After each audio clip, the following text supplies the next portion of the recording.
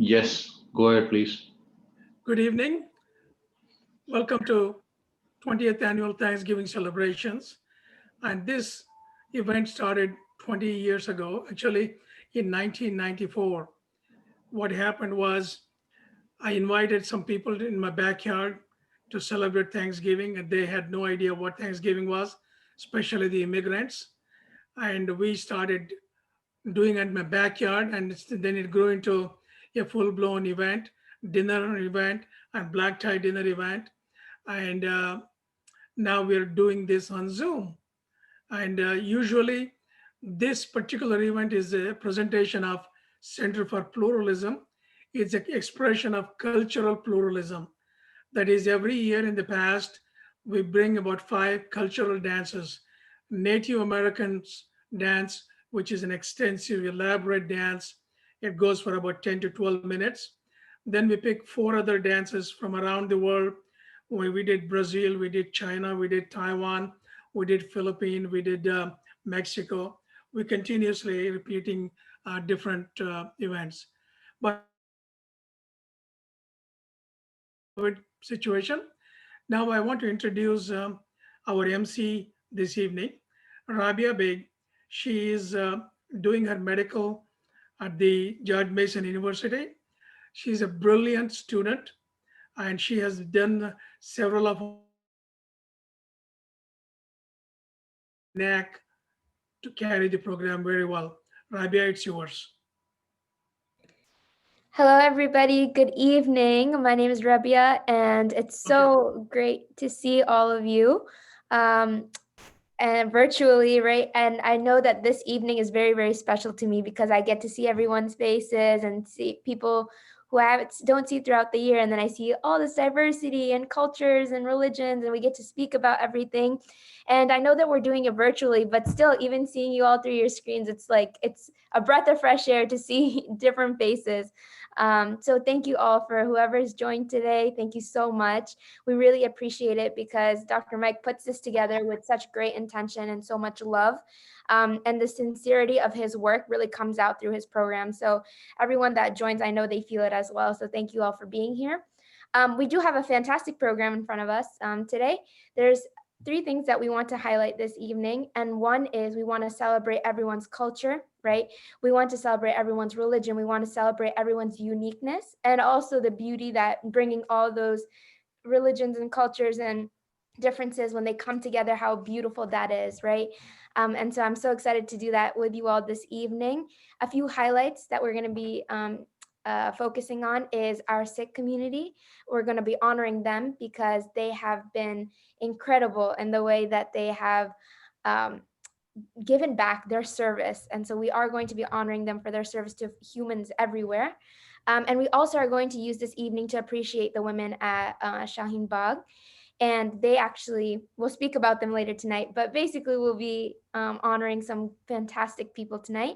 But we are going to start our program with the national anthem and with Dr. Pallavi, and she is looking absolutely beautiful. She's looking gorgeous.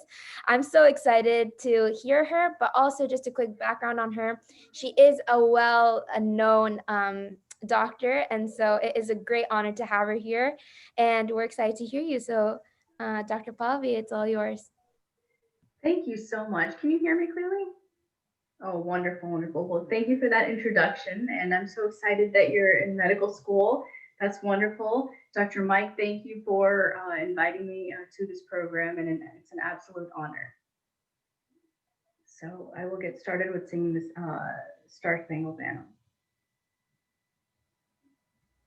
Oh, say, can you see by the dawn's early light what so proudly we hailed at the twilight's last gleaming, whose broad stripes and bright stars through the perilous fight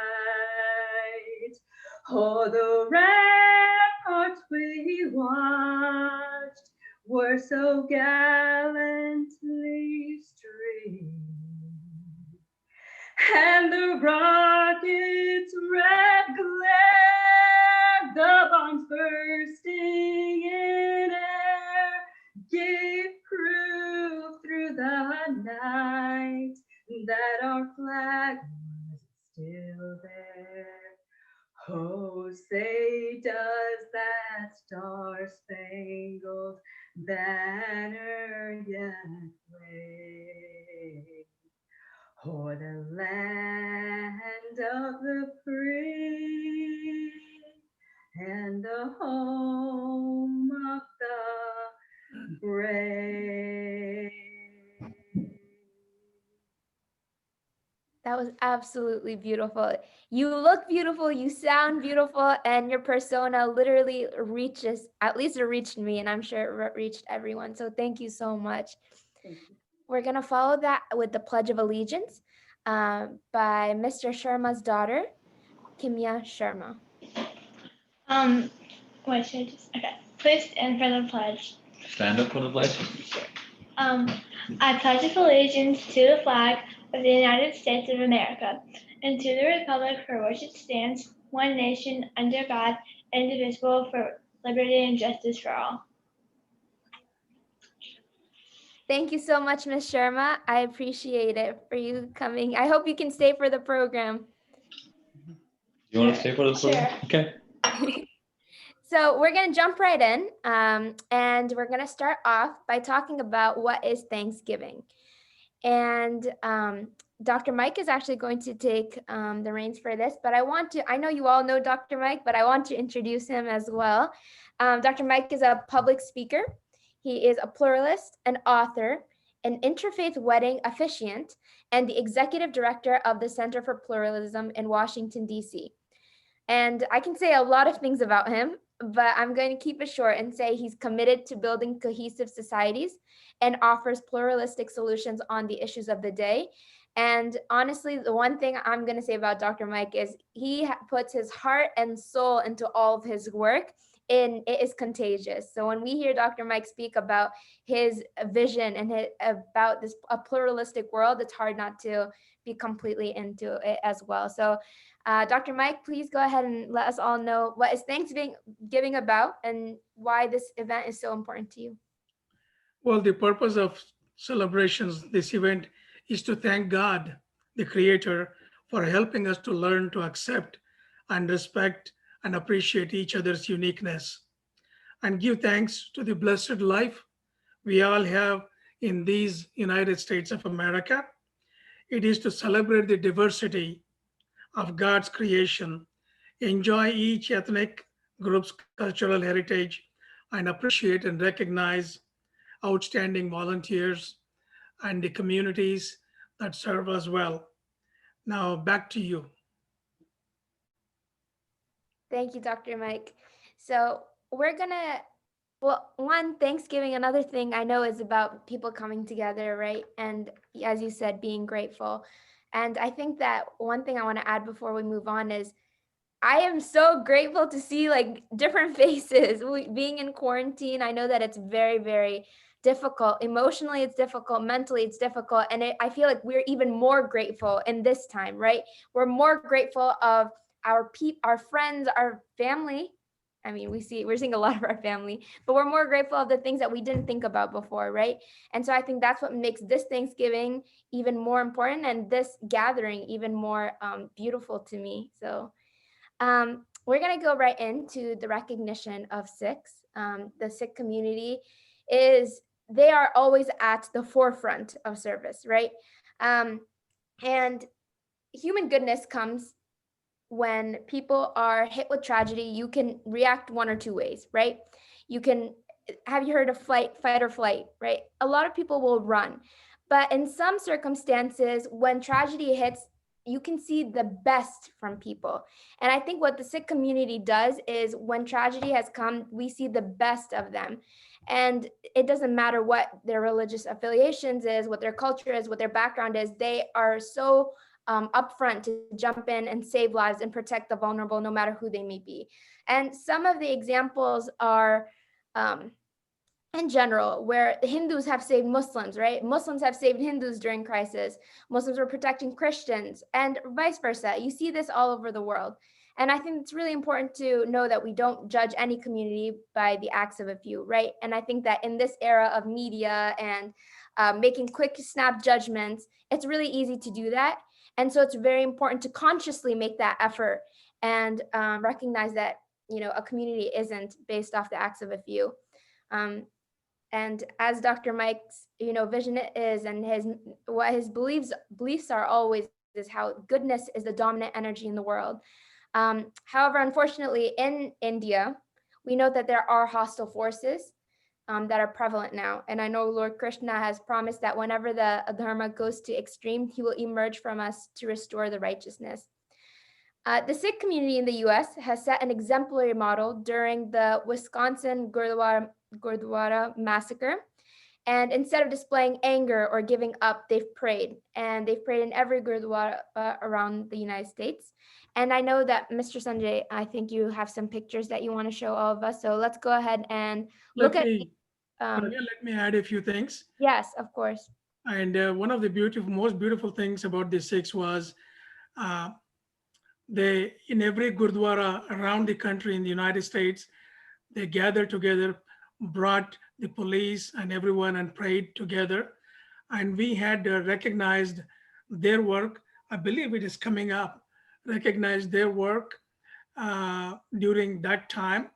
And we invited 5 Gurdwaras and their management. And then we also invited 5 mayors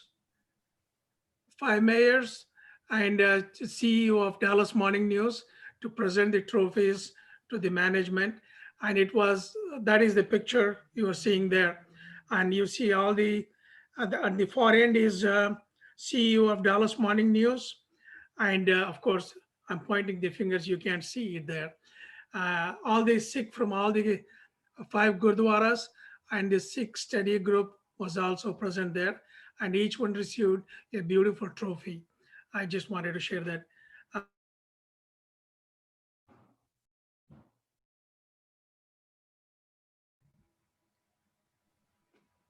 Sanjay? Hello, Sanjay.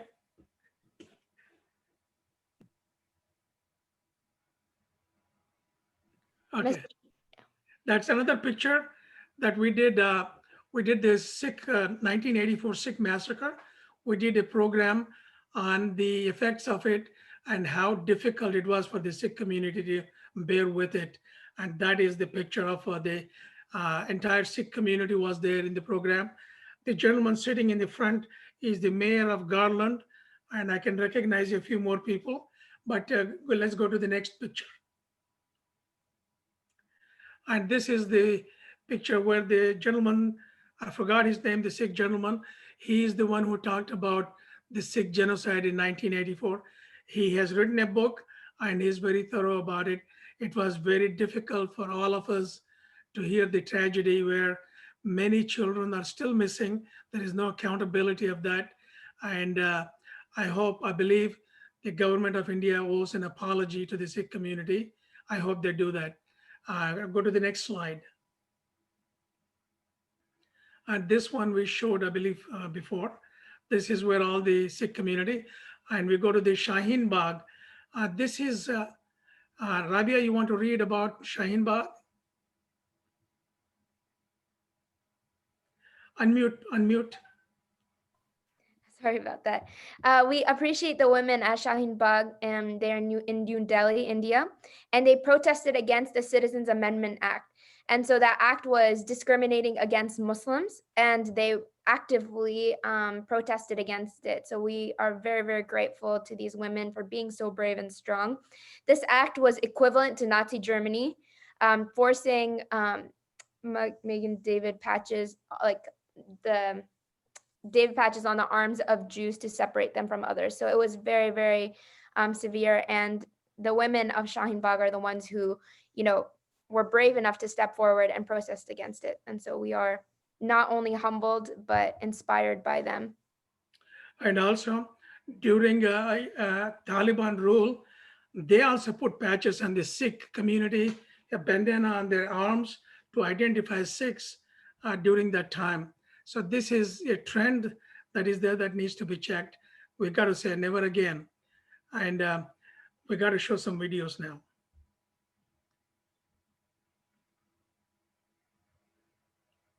Give me a second until I start the videos. 1 second, okay? These are very effective videos.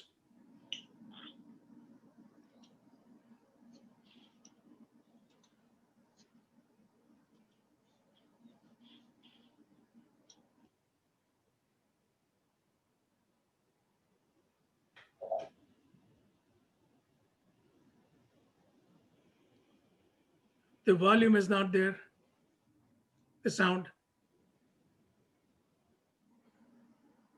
Let me check on the sound.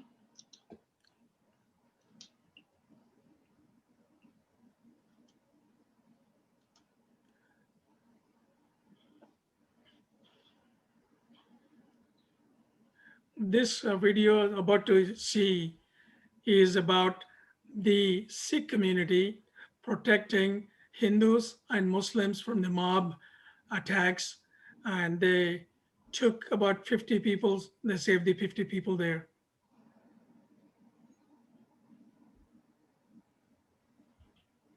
It says it should be working because the microphone and the speakers are set to that.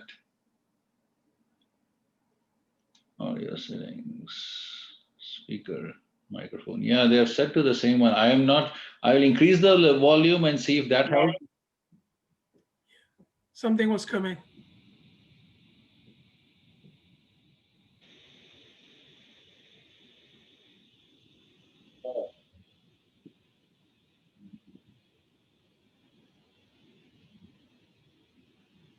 This is Mohinder Singh, and he and his son had their motorbikes and scooters. They carried each family member and took them to a distant, safe place from the mob attacks. They did it on their own.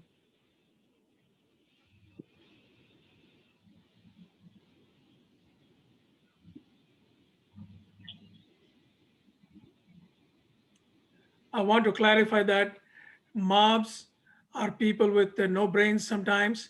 They are not Hindus, they're not Muslims, they have no religion. That's why they do those things. This reminds me that we're in the season of Kristallnacht right now. Kristallnacht, it reminds of Germany.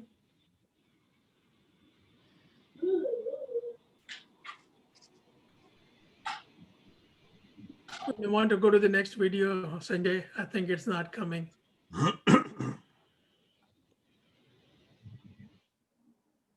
Were you able to hear the video audio?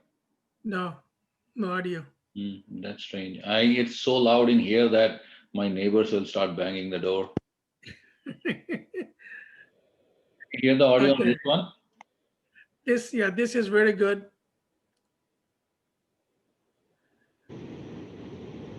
Let's hear him. Okay, the audio is not there, but I will explain. This gentleman, Dr. Bindra, the Shaheen Bagh women were protesting against the CAA, that is the act that India passed. And what he did was he set up a langar. Langar is a food kitchen. All the Sikhs throughout the world, in each of their place of worship, which is called Gurdwara, they always serve humanity. And this gentleman, Dr. Bindra, sold his flat, sold his apartment to feed the people protesting. What a great man he was. And that's what he's actually cooking the food and serving to those who are protesting at the Shaheen Bagh. Shaheen Bagh is garden. Shaheen Garden is a park where women, you will see the video in a few minutes, women protested against the act that India passed, which discriminates against Muslims, to identify Muslims and not to have a place for them. And this is the gentleman who did that. I salute him. Who will sell their flat? Who will sell their apartment to take care of the people in need? Let's go to the next video. 1 second, I'm just opening it up.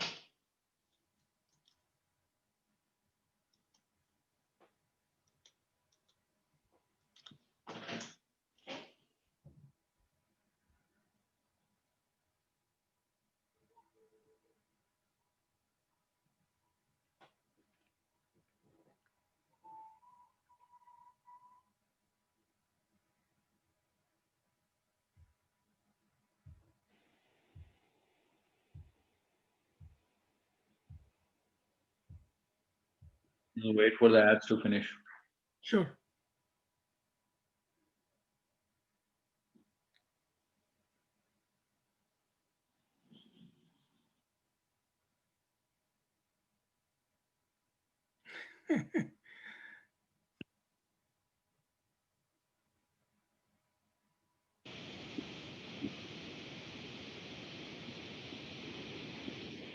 In this video, I think the narration is there.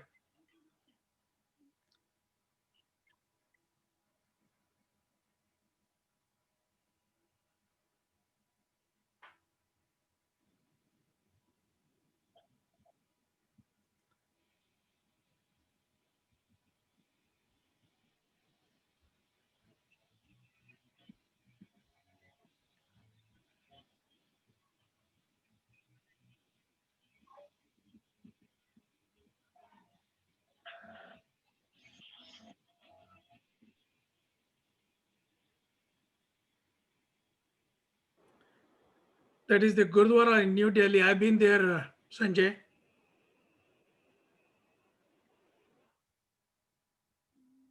Were you saying something? I was in that Gurdwara. Ah, very interesting.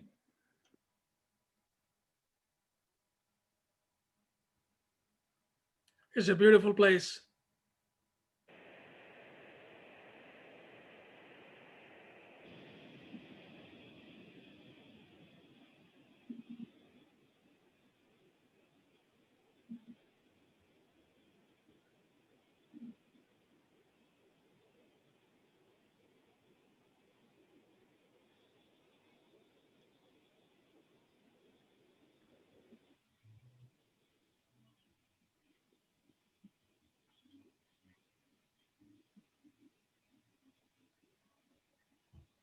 Let's end that video.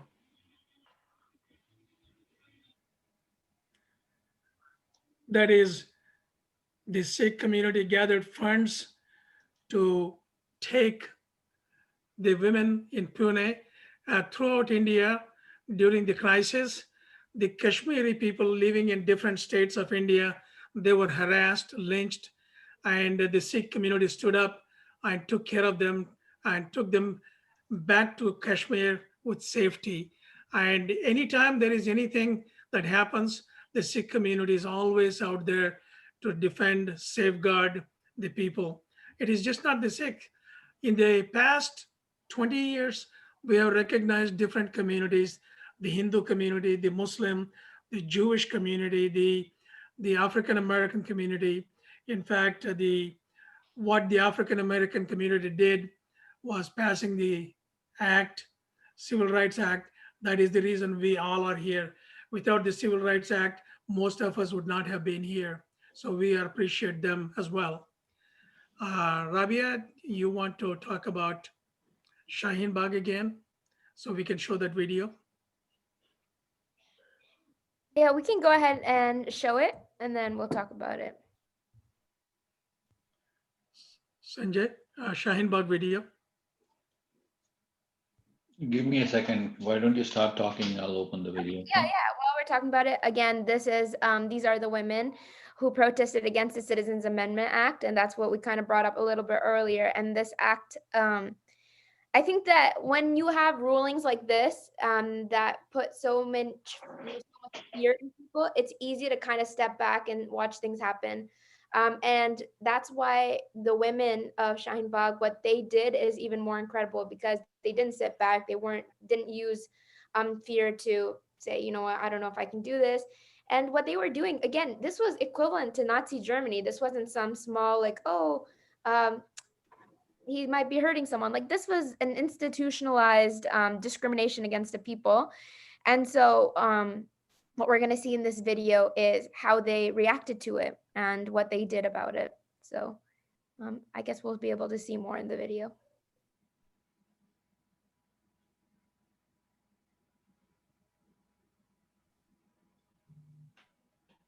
And this was the Citizens Amendment Act, CAA. The incredible women of Shaheen Bagh.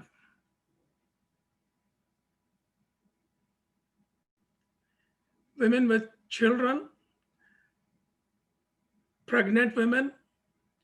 There were 6 or 7 women in 90s.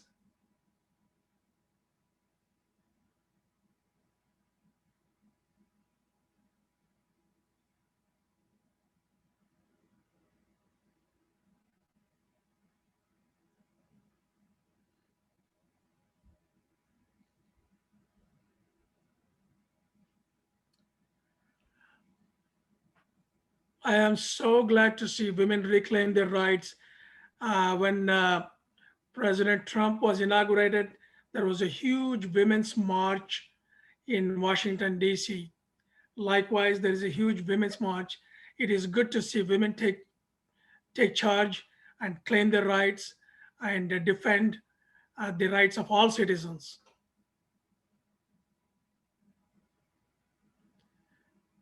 Rabia, I have seen the video, that's why I'm talking.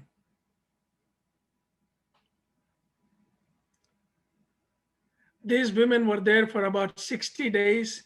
They were sitting in cold, the winter cold in New Delhi last December.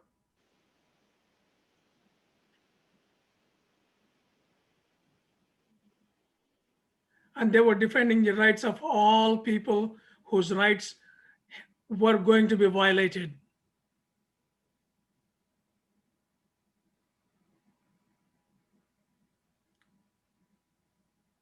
They were determined to sit there as long as the law is there. And it is during these protests, the Sikh community set up the langar, or the food kitchen, and they serve food for all the participants there. And Dr. Bindra sold his apartment to take care of the needs of the people.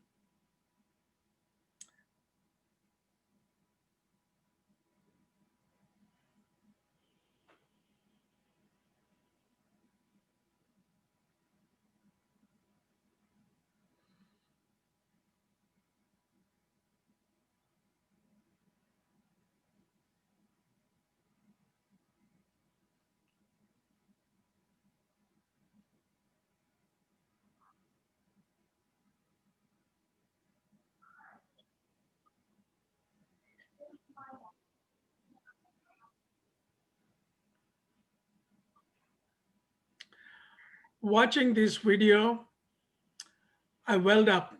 And when President Obama was elected, the entire world cried.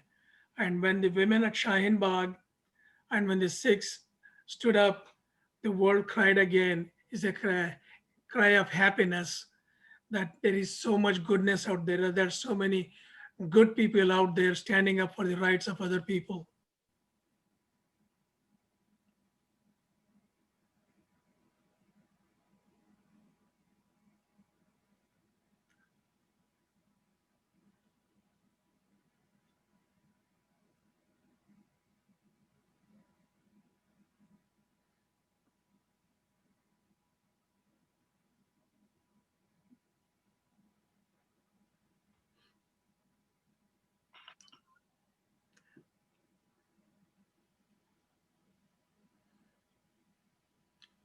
I think we can conclude the video, Sanjay.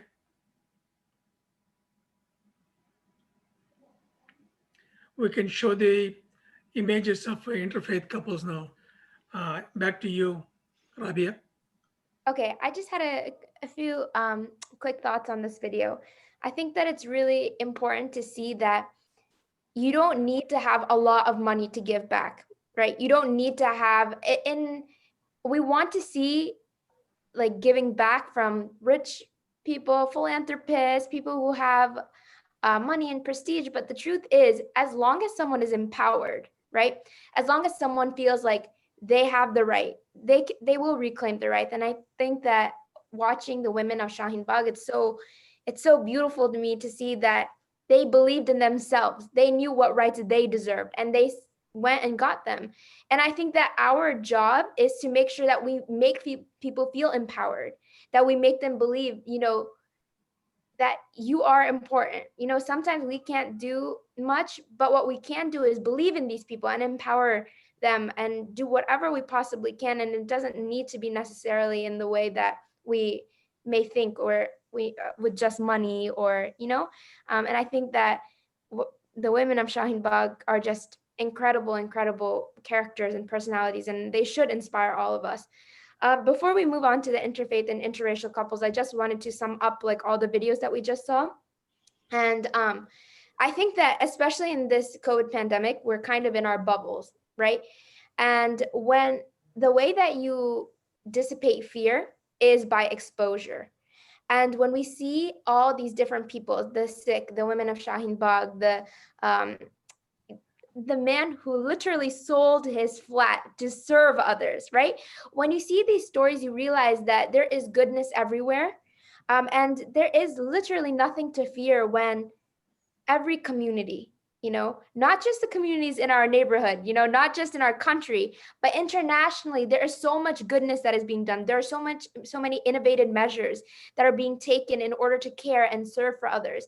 And I think that it's very important to see that, that goodness is within everyone. And if we follow that perspective and that mindset and in all of our interactions in life, then you will also be a source of goodness, just by having that positive view of everyone. So thank you, Dr. Mike, for exposing us to all these videos and all these people in different cultures that are doing good all over the world. Especially in this time, I think that this is really important to reflect on. So thank you. Before we move on to the recognition of interfaith and interracial couples, Dr. Mike, do you want to share the Apea story? Sure. This is a story that I cherish sharing. This is when I was 8 or 10 years old. I don't remember, something like that.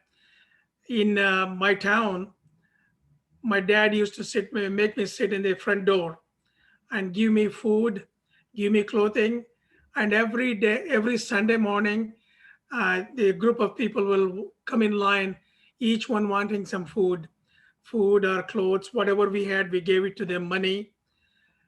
And there was one guy whom I watched for nearly 3 to 4 years. His name was Apaya. And he did not have the arms, neither the legs. It was just a torso. And he crawled on his back and went from home to home. And I always was curious, why is he living? What is there for him? He can't change the clothes. He can't, as a young man, I was thinking he can't get married. He can't have a life, and he can't cook. He can't do anything. Why is he living? Why can't he commit suicide? Because at that time, there was a lot of suicides committed in my town or in that area. So this was my mindset. So one day Apaya came again, and I said, Apaya, I have a question for you. Why do you live? What is there for you? You don't have any family. You don't have anybody to look after you. What is the need for you to live? Why don't you commit suicide? He laughed. Ha ha. He had a big laugh, and I was taken back. I was 10 years old, I believe. I was taken back. Why is he laughing? He said, young man, there is so much to be happy about. He said, when I get up in the morning, I see the blue skies. God has given me the eyes to see these blue skies. It feels good. I like it. When the sun shines in the morning, it feels good. I like that sun rays. Then he said, If it rains, I will crawl outside and smell that dirt, the earth. And he said, there is so much. And then when I go from home to home on my back, crawling on my back, you guys are cooking some good food. Some people feed me different foods. I enjoy that food.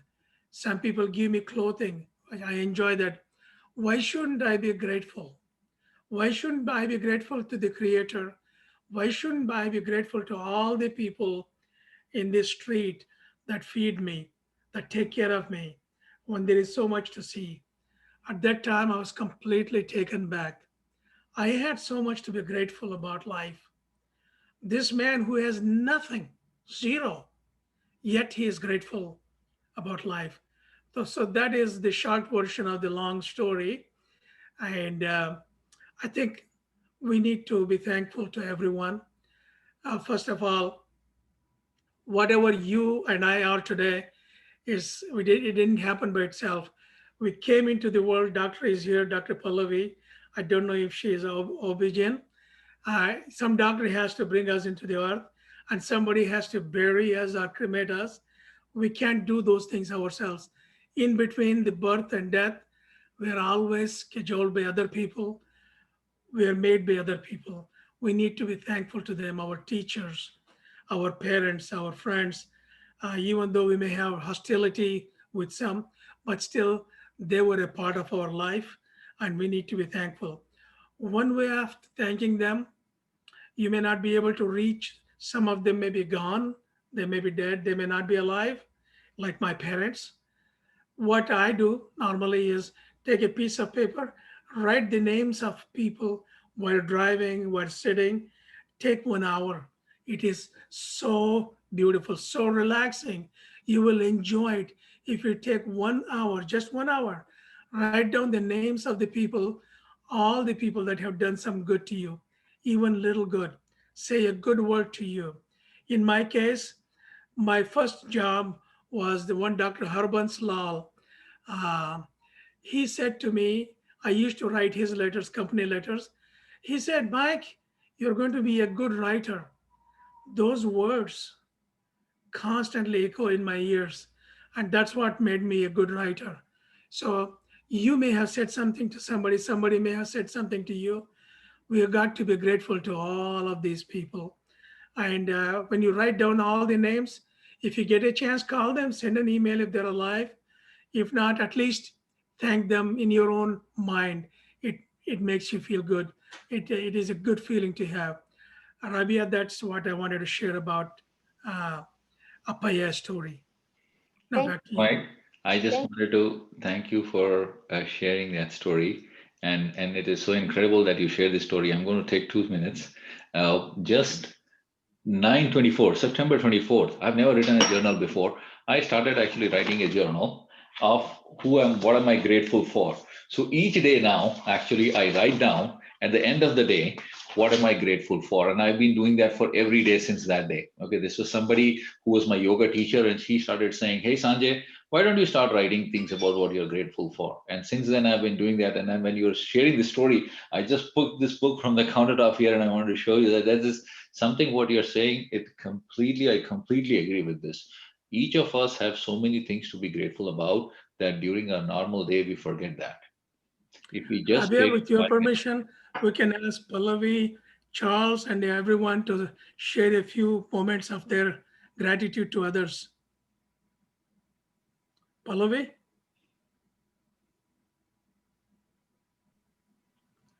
unmute. Yes, yes, I apologize. I just stepped away. Do you mind if the other person goes? I just came back onto the call. Maybe Rabia, you can go with what you're thankful for. I'll go at the end as well.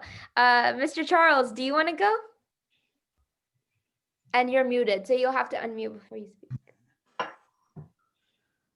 Well, I've led a very unusual life, and I have a great deal to be grateful for. And one of the groups of people that I continually remember with great love and great respect, people who transformed my life, were the Catholic brothers and fathers who were our teachers at St. Joseph's International School for Boys in Yokohama. I spent my adolescence in Japan, and for various reasons, I grew up, went through my childhood and my early adolescence, sometimes suspecting that I was at least one, if or all of three things, which would be crazy, brain damaged, and perhaps marginally retarded. And I kept having this fear until I went to St. Joe's at the beginning of my junior year in high school. And the faith of those brothers and those fathers, they loved the Lord, they loved their service, they loved teaching, and they loved their students. And they did everything to affirm and encourage everybody in that school. And I'm here to tell you, folks, we had some pretty crazy people in that place. And a friend of mine, when we got back together, I'd say this was like 15 years ago, he said something very, very important. He was sort of one of the wild boys of the school. He said, no matter what, they never gave up on you. And there are a number of people, a number of places who contributed to my emotional and spiritual and moral DNA and set me on this course and that course and that course. And these were, I think, primary in my life. And to this day, I am grateful to them. And everything I've done in my life since, which has any value to it, traces itself back to those guys. Thanks be to God. Thank you, Charles. That was a beautiful answer. Thank you so much. Miss Andrea, do you want to share what you are thankful for? Or who?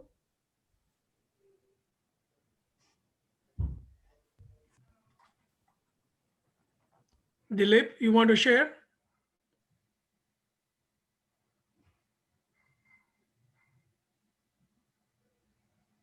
I can go actually. Go ahead. So I am thankful for health. I think with good health, you're able to achieve anything. And so I'm thankful for my health, my family's health. I'm thankful for my family and friends. Without them and their support, it's hard to do anything. We live in a society where we're all uh, intermingled with one another. So close family, friends, their support is very vital. And I am thankful for my mentors who have taught me to hope and to have hope and to work towards positivity and unity, and mentors such as Dr. Mike. And so I'm thankful for this program as well. Thank you, Pallavi. Rabia? I think I have a very similar answer to Mr. Charles, right? I definitely think that I'm most thankful to the people, and he beautifully put this, the ones who helped make up his spiritual and I definitely think those who have mentored me, those who have helped me believe in myself and my capabilities, those who have empowered me and made me the person who I am today, everything always goes back to them. My thanks goes to them. I'm grateful to them because they're the reasons that I have a positive outlook in life, that I have hope, that I have dreams, that I believe in myself to become someone. And it goes back to those people. Without them, I don't know who I'd be, but it wouldn't be this. So thank you. Dilip? Sure, this is Dilip. Well, I'm grateful because I am where I am is because of most of it because of other people, really. Um, I've been just a small cog in the overall scheme of things where people have guided me, helped me, advised me. Um, but most recently, I am really grateful that we are all safe in spite of this COVID. I've been involved in the last few months, 6 months here in the DC area in grab and go in the food distribution at various locations. And I have noticed that there are people who are well educated, middle class, who have lost their jobs and are having difficulty maintaining their families through groceries and food. And when you see that, you feel really thankful that you have a good job and you're safe and you are able to look after yourself and families.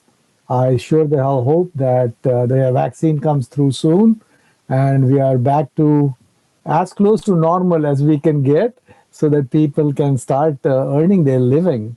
But the situation is really, really bad.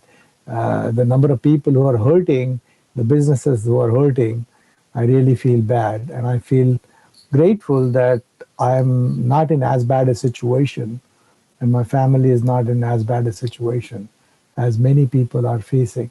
So my prayers and sympathies go to those who are suffering because of this COVID situation right now. And of course, I'm grateful to a number of people right from my childhood who have guided me. But right now, I'm grateful to the circumstances. And so thank you and stay safe, everyone. Ravi, I want to share a few things, unless now Sheen and Andra wants to share. Yeah, I think Miss Andra wants to share. Yeah, thank you very much. Give me just a moment here. Okay, thank you. So I just want to say thank you to Mike, and I'm so thankful to Allah, God by all names, that brought Mike back to health, and that he's able to facilitate this wonderful program today. I wanted to share that, we're right in the middle of a pandemic, but there always is a silver lining in it, and I'm thankful for that silver lining. And that silver lining is that we bring people like us together tonight to be able to be thankful, to learn from the information that Robbie is sharing, that you're sharing with us tonight, Mike, about the Sikh community and how kind they were and generous they were to help the people and the women in India. And so this is all a part of our time to be enlightened. It wouldn't be as easy to do if we were actually at a physical gathering. So in some sense, I'm very happy that we're on Zoom because it can pull people from different parts of the world. And if this is recorded, this goes on YouTube and literally thousands and thousands of people will be able to watch it and benefit from it. So I'm thankful for the opportunities that we're given to be able to serve, to be able to do wonderful things in the world, to bring people together. And with the various organizations that we are all a part of and that we contribute to. So thank you for this opportunity, Mike, to be personal as well as to present a program. I salute you and I thank you so much from the bottom of my heart for doing all of the great things that you do. You have boundless energy, and it shows that Allah's working through you, and that's really and everybody's smiling when I'm saying that, because when somebody seems as though they have a temporary weakness and they come in so strongly to continue to serve, it shows that it's not just you doing it, but it's the divine energy of Allah coming through you. And I'm so thankful that you're such an amazing vehicle for service to humanity. Thank you, Mike. Thank you, Andra. Anybody else? Well, what I would like to suggest is ask your family members and friends to write a note about thanks to their friends, whoever in their life. It really feels good when you thank somebody. It creates a balance in life. When you give something to someone and the other person doesn't say thank you, something is missing in the equation. But when they say thank you, it feels completeness of the equation. So in life, if you don't express gratitude, something is missing in us. To bring that spiritual balance, we have to be grateful to all people, whoever has done anything to us. Uh, Center for Pluralism is, I urge you to go to the centerforpluralism.com. It is about respecting the otherness of the other. It is for all humanity. It is non-religious, but religious also. And it is non-political as well as political. We're inclusive. There is no human being that is excluded from our reach. And one of the things that I want to do if Mr. Biden hires me to do it, is bring Americans together for the common goodness, from atheists to Zoroastrians, including Native Americans and the LGBT community members. Everybody should feel included in the governance. When they feel included, everybody's happy, and we can build a cohesive America where it gives strength to all of us to go forward. So with that, I will turn it over to Rabia, and she can conclude the program. I did want to just keep going from what you were saying, and what Miss Andra was saying. I am very, very grateful that I am, can be with such a group of such wonderful people, because to be honest, there's not a lot of people who would take initiative to learn about other religions and to learn about other cultures and what they're doing. So just you all being here today is a testament to your own beauty, and it is an honor for me to be in your presence today. And one thing that I also want to say is, Ms. Andre said that the opportunity to serve, being grateful for the opportunity to serve. And I think that's a very beautiful sentiment, right? Because not everybody gets that opportunity. And I truly believe, like, God, with whichever name you believe in, if he gives you that opportunity to serve, that's his way of showing love, because not everybody is able to do anything about it. Not everyone has these opportunities in their lap. And then one other thing I wanted to say about what Mr. Sanjay was saying about his diary. First of all, thank you so much for showing that diary. I actually heard a study that if you, there was a group of people they did the study on, and they were measuring happiness. And what they did is they measured, I'm not sure how, but they measured how happy people were. And then they had had everyone write down 10 things that they were grateful for every single day. And then they reassessed those people's happinesses, right? And it's great to see that the people didn't change, their circumstances didn't change, nothing changed. And yet, because they were actively reflecting on what they were grateful for, they were happier people, right? Just that change in perspective made them happier people. And so let's not restrict being grateful to just this time of year, to just Thanksgiving, right? This is something that needs to be done daily, because that is what's going to make us happier people. Like that is the key, the golden thing that everybody is looking for. How can you be happy? That's it. You have everything within you to be happy, right? And that sounds cliche, but it's true. All you have to do is actively, consciously take some time out of your day every single day and reflect on it. What is it that I am grateful for? And you will see life be so much more beautiful that way. So thank you, Mr. Sharma, for showing us your diary and inspiring. Hopefully, you've inspired me to, start doing that. I heard the story, but then seeing you actually show me your diary, I think was like the thing that I needed. And I think that that's something that we should all, make an effort to do. Dr. Mike, I'm going to give it back to you to recognize our interfaith and interracial couples, because I think that is the last thing on our program for tonight. Sure. The interfaith couples, we take the pledge, one nation under God. God created this universe, God, our nature, our evolution, whatever you want to call it, created the nation in balance. Everything is in balance. Our role as human beings, as the species who can manage our own affairs, as opposed to dinosaurs who got flooded out, they died. We have the ability, our species, to manage our own affairs and not get caught in the fire, get caught in the floods. We are able to manage our own affairs. So the creator or the evolution process has given us the responsibility to keep maintaining that balance all the times, bring harmony to the society. What these interfaith couples are doing are setting a new standard. That is, whether you are just last a week and a half ago or 2 weeks ago, I was in Tulsa, Oklahoma. A Muslim girl from Pakistan married a Hindu Brahmin from Andhra Pradesh, and it was a joy to officiate that wedding. What this couple is saying, look, I was born and raised in different faith, different culture, different language, yet we are coming together to bring harmony, to create that one nation under God.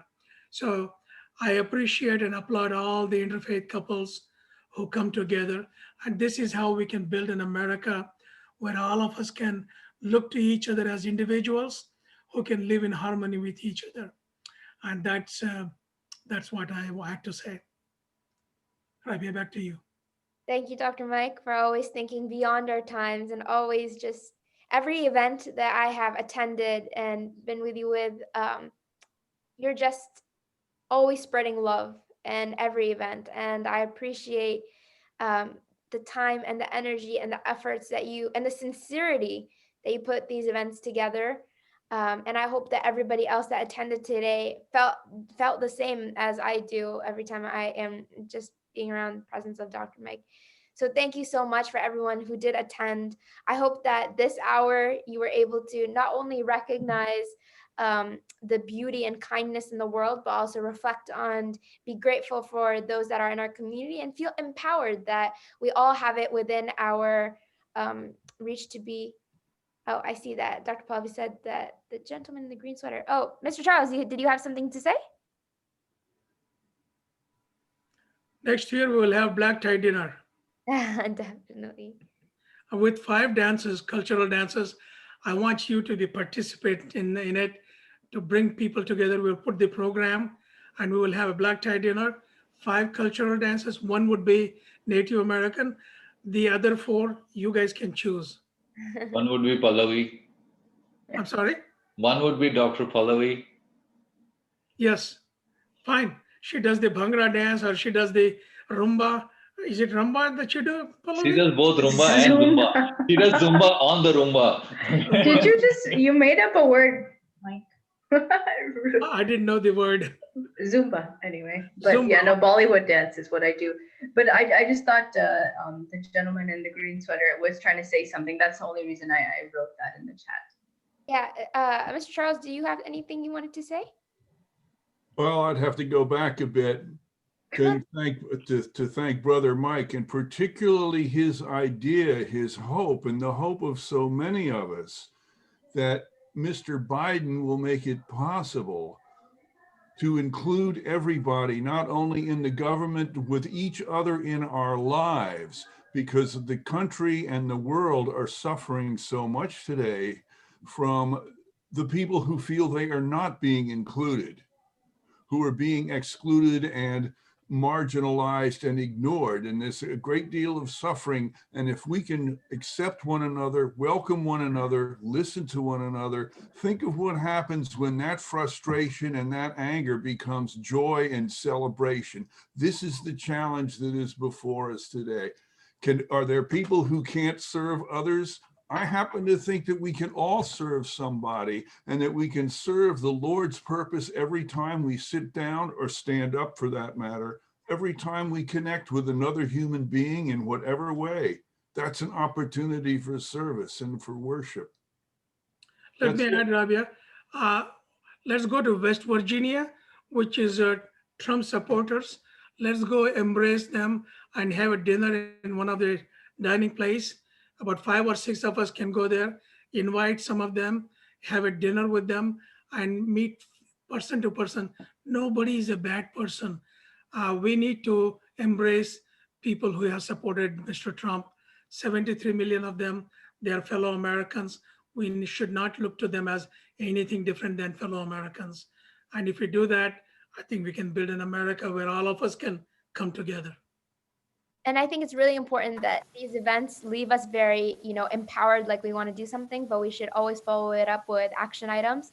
And so when Dr. Mike is talking about these programs, we can always support Center of Pluralism and their mission and vision by just, supporting Dr. Mike in this and, actively trying to put these events together, because he has great ideas. He just needs our support. So let's not leave this these feelings from this program and do nothing with them, but let's make sure that we move forward and act upon these for the future.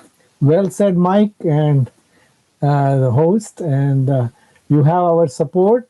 Hope this COVID passes by. so that we are able to interact person to person and execute some of your excellent thoughts of getting together, breaking bread, and establishing those bridges, or firming up, or making them stronger. And Thank Dr. you, Mike, Philip. you showed us today that, even if not in person, there's innovative ways to do that virtually as well. So let's move forward and not let virtual be a setback to your, your thoughts and ideas. Can we all say happy Thanksgiving at the count of 3? 1, 2, 3. Happy Happy Thanksgiving. Thanksgiving. Good night, Good, everybody. good to see everyone. See you Bye all. bye. Bye. Thank you, Mike. Thank you so much for Thank tonight. you. This Thank is you really for- See you, great. Andrew. Thank Bye. you. you, Bye-bye, everybody. everybody. Well done, Rabia, Rabia. you did awesome. This was really nice. I'm glad to be part of it. Great moderation, Rabia. You're a pro. She is. And thank you, Sanjay, for managing this. Yeah, Sanjay, thank you. This is wonderful. Tech guys are really at a premium these days. Good job, Sanjay. Thank you for your Pallavi. singing, Dr. Yeah, Pallavi. that was Thank you. awesome. You Good look beautiful, singing. Dr. I mean it. Seriously. Gorgeous. Thank you. Yeah, Thank you. really good. All right. Take care all. Have a wonderful evening. Happen often up in Savannah. Not so Bye. here at advertise the phone in Martha 3.